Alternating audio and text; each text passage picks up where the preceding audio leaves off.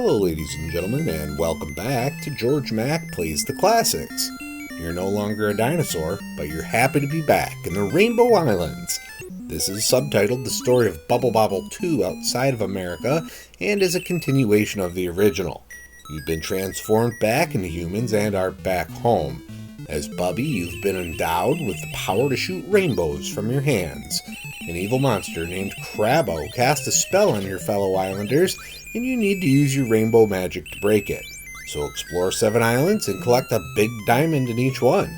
Can you save your friends before the islands sink into the ocean?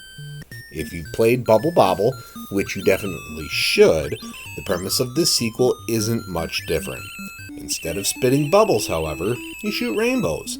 These rainbows can be walked on like bridges to get to higher elevations, which is how you reach the goal of each round.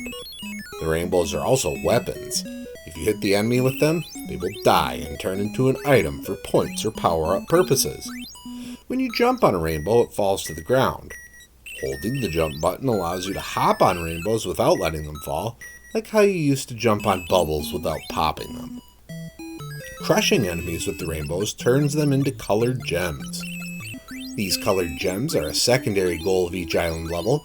You need to collect 7 different colors to spell out the word rainbow. The colors are static depending on what vertical slice of the screen they land on. This is super useful to learn and makes your life a lot easier when trying to collect the last letter. You'll know you have them all when the word nice appears on screen. Of course, sometimes they become power-ups when you don't want them to, but I also love power-ups. Red sneakers increase your speed. Yellow potions increase the speed of your rainbows, while red potions double them. Yellow stars shoot projectiles in 180 degrees, while red stars shoot them in all 360 degrees. Each world has a theme to it, and the enemies follow into that theme. There are even static traps like these wall sconces that shoot fire at you. You can't take too long, or the island will begin to sink into the ocean, killing you if you fall into the water. Reaching the goal gives you a moment to grab some treasure for more points. There are 4 rounds in each world with a giant boss at the end of the 4th round.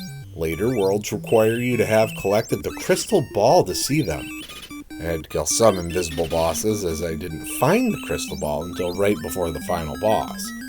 At the end of each world, you can choose to open a treasure chest or talk to a character, and I always chose to talk, which makes me wonder what was in the chests. When it comes to grading Rainbow Islands on NES, graphics get a 2.5. The graphics are a bit dated, but there are plenty of colors on screen at once, which is nice. Sound gets a 1.5. Music is hit or miss, and the sound sure got on my nerves before all was said and done. Gameplay gets a 3.0. I think this is just as solid a time as Bubble Bobble, though it loses the ability for 2-player. Difficulty gets a 2.5. There are some BS levels for sure, but lives are pretty easy to come by if you keep racking up the score. Fun factor gets a 3.0. I rushed through the last couple worlds, but I would definitely play through this one again in my spare time.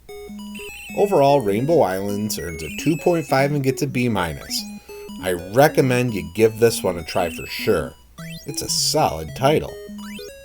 Well, that's going to do it for me for today. Please make sure to like this video.